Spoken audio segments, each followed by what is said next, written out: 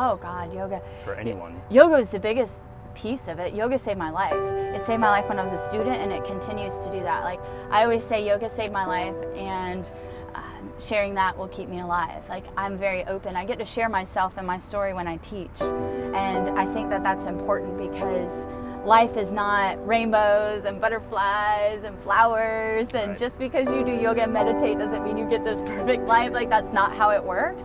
You just aren't in reaction to your life anymore. You're able to accept that there's no duality, there's no good, there's no bad. It's all perspective and how you view life, and you get to deal with it head on. And I get to share that with other people so that they can see it. It's important to share with people that they're not alone, that there's so many other people that can relate and understand. And if they just speak up and share it, you could save someone's life.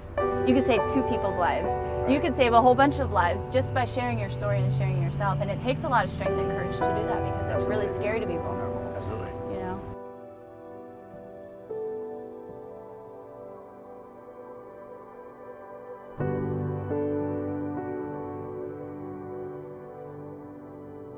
So my name is Kris Brooks, and I am a yoga instructor. I'm a recovery advocate, and I am a holistic health practitioner. I initially started getting curious with yoga because I was searching for something, answers, I guess, peace, inner peace.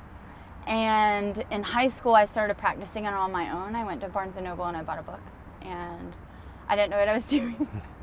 I had no idea what I was doing. So I started doing that, and then I fell away from it. So initially I was just searching for something. Years later, I went back to it, kind of lost and searching again for what I don't know, but I was just searching for something. Yoga was, for me, a space to show up and be accepted by my mat, by myself, by whoever was around. And it got deeper, and my connection to it got stronger, and it felt like an extremely safe space for me. So for the first time in my life, I didn't create, but there was space held for me to be at home, and I felt comfortable there. I felt alive. I felt worthy of living. I felt accepted. I don't know. So anyways, that space attracted me to dig deeper into the practice itself, which eventually led for me to start a teacher assistant training. I felt like I feel alive here. This is a sign. This is where I need to be. I need more of it. Like, how can I engulf myself into this lifestyle and be surrounded by these people who seem so happy? I want what they have, so I'm going to do it. So I started there. And yeah, then I worked the front desk at a yoga studio, same yoga studio. Started realizing that these people didn't just seem happy, they were happy. And I just wanted more of that, more of that, more of that. And so then I did teacher training, and I became a yoga teacher. And yeah. That's awesome. That's how I started. So you do like a lot of things, especially around here in Charlotte, as far as your rooftop yoga is like every week, which I think is great for a lot of people down here. You do yoga for athletes, which I think is great. Yeah. Different. It is different. So how is that? Does that challenge you in a different way as far as like how you approach those two things? Just because I feel like each class between those two groups of people are just completely different. Oh yeah, so different. No class that I teach is the same. Right. Like I could teach 20 classes a week, and 2 of those may be kind of similar, but they're also very different. The approach is much different.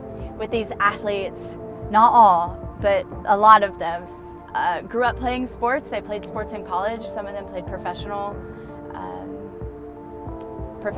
and then now they're professional athletes in another arena of what they originally were attached to. So they've been in this very manly, testosterone-driven environment for a long time, and then I come in and get to give them a little bit of more of a balance. Now with them, I keep it pretty physical. I focus more on the physical body and the alignment. How my athletic performance yoga is going to help them on the field or on the ice or on the track, whatever their sport is, how it's going to make them a better athlete. What I do is subliminally kind of mix in mindfulness and meditation with it, because it's like, hey, these men they're not going to be as open to me if I come in and just try the strictly spiritual approach and start talking about feelings and emotions. Right. So I have to go in and be like, hey, look, I get it. It's yoga. You don't want to be here. It's early. I understand. But this is how I'm here to help you. And then once they do it and they see the increased abilities in their sport, they start to enjoy it. And then it's awesome because then they get curious about what's more. Like I have them sometimes request, hey, Kris, can you do something like meditation? And I'm like, of course I can, you know, thanks for asking. That's great. Because they then learn that their breath is important in what they do and how to just slow down, be in the moment instead of being in reaction, how that helps in their life and in their sport. So yeah, I target it completely different. It's a blessing to be able to intuitively connect with individuals and read their energy and feel what they need and give it to them in that moment. Right. So as far as like what you've been doing with all this, is there a certain thing or a person that motivates you on a day-to-day basis to continue what you're doing? My grandmother, she passed away 5 years ago, yesterday actually. And even though physically she's not here, like I am supported by her and surrounded by her energy and her love and her support every single day. And I think just she was such an inspiration for me in my life and just the person that she was. And she was so positive and so upbeat and just an angel and like a light for anybody that she was around. And I am motivated and inspired to live a life like she led. And so she's an inspiration. As far as yoga inspiration, what is beautiful for me is I'm able to find inspiration within myself. And that's something I was never able to do. So yoga has given me that gift. Yoga has given me the gift of being able to see myself as an inspiration and to find empowerment through me and the work that I do without ego being attached to that. You know, just very separating it from the ego and just finding this love and joy from within that keeps me pushing. So my life has become my inspiration. Right. My students are a huge, huge, huge bit of inspiration for me, especially in the holistic health world with the treatment facilities that I work at. It's like these people, these clients, these students of mine, they show up, they are looking for answers within themselves that I once searched for, and they're willing to do the work to get it, and it's beautiful. It's like without them showing up, I wouldn't have anywhere to be. So I think my grandmother, myself, and my students. Okay. I have a fear that I have a booger in my nose. Do I? Tell me the truth. No, you're good. Would you tell me? I would tell you. Okay. Oh man. I would definitely tell you if there's a booger hanging out of your nose. Okay, thanks. I would let you know if you had food in your beard. Thank you. Because I mean, like with this camera, you can probably definitely pick that up. Yeah. Great. In that 4K.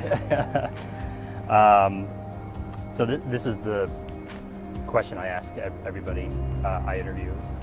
The reason being is because we all had that moment, or moments that kind of have shaped us into who we are right now.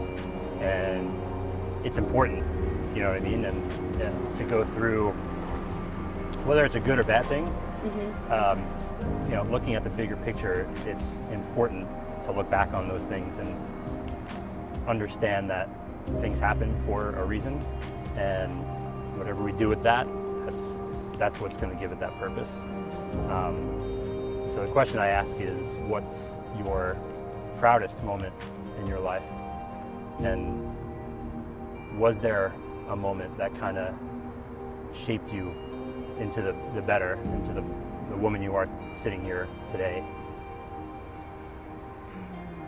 There's been a lot of those moments. I grew up facing adversity pretty hard in many different ways. I've lived through a lot of trauma. I have been a survivor in many different ways. For a long time in my life, I grew up playing the victim because it was like I couldn't catch a break from birth. I mean, it was just one thing after the next. And that victim mindset created more trauma for me. I created more trauma for me. I almost invited negative experiences and situations into my life by playing the victim.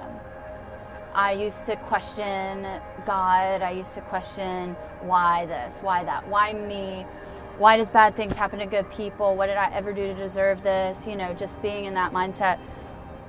And then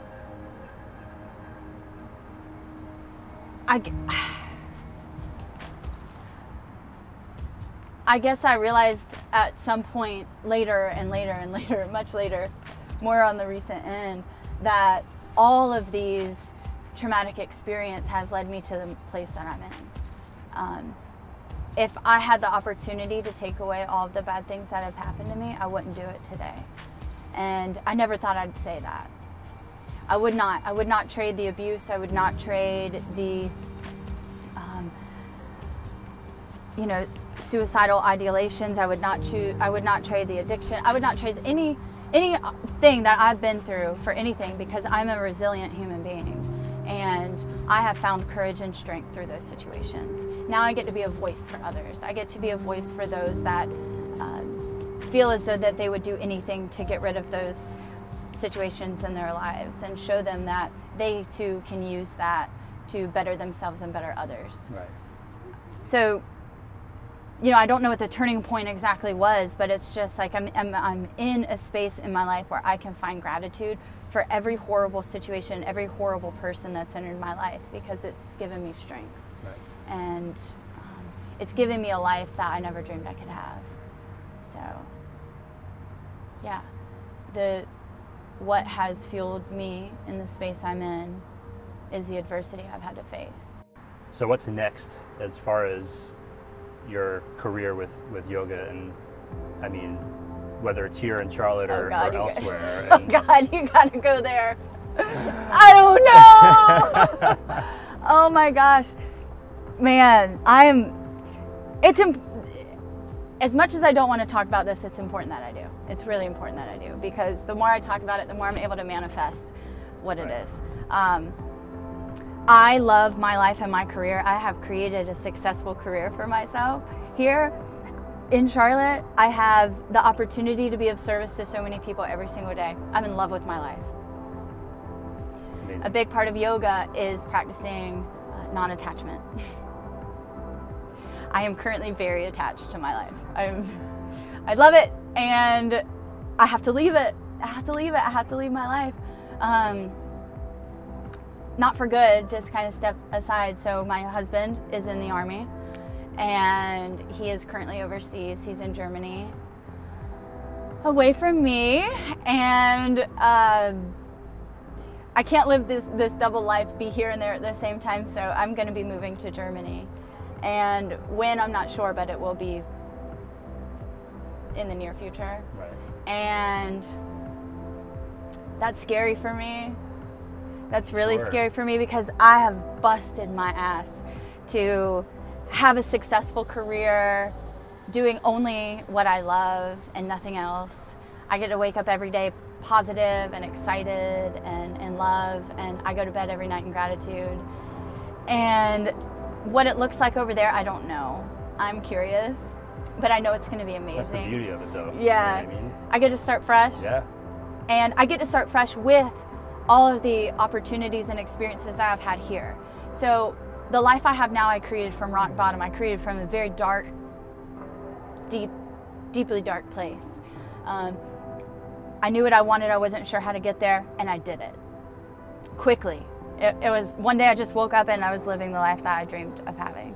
I was able to manifest that. If I can do that from rock bottom, I can do anything. Like, endless opportunities over there.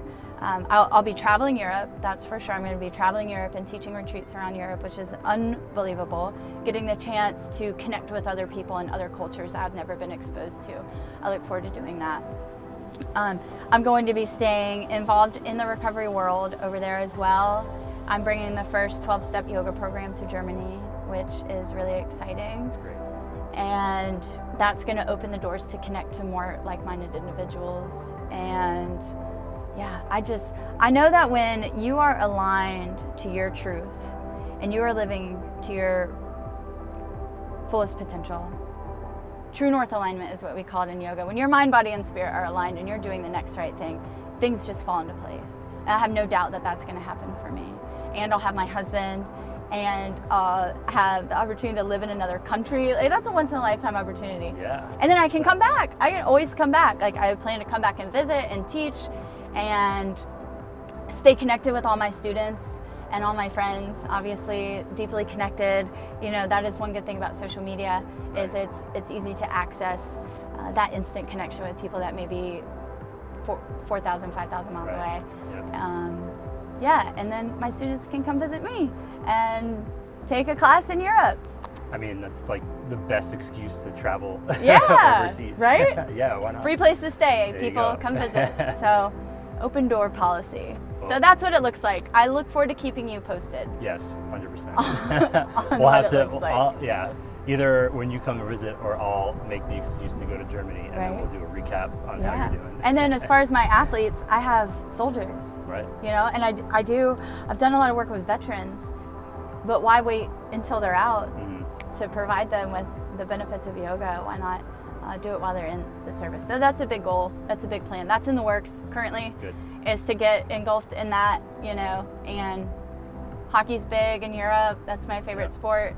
Yeah. You have your Formula One racing. Yeah, who knows? right. There's so many options. That's right. Like, that's great. what's it going to be? I don't know. Yeah. Hey, I thank you very much.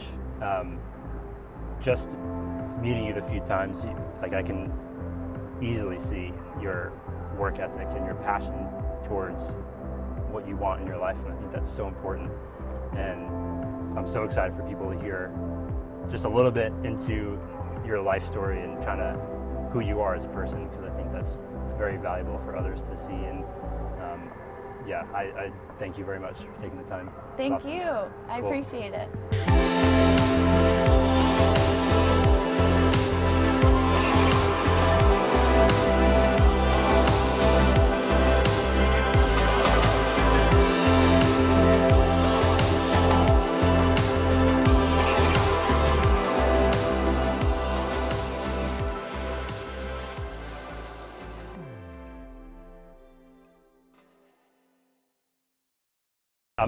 I'm so thankful that you're taking the time.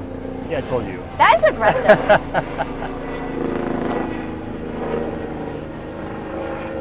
Very aggressive. That is. But that's it. That's an aggressive helicopter. He's gone. The boogers in the helicopter. Those are the moments.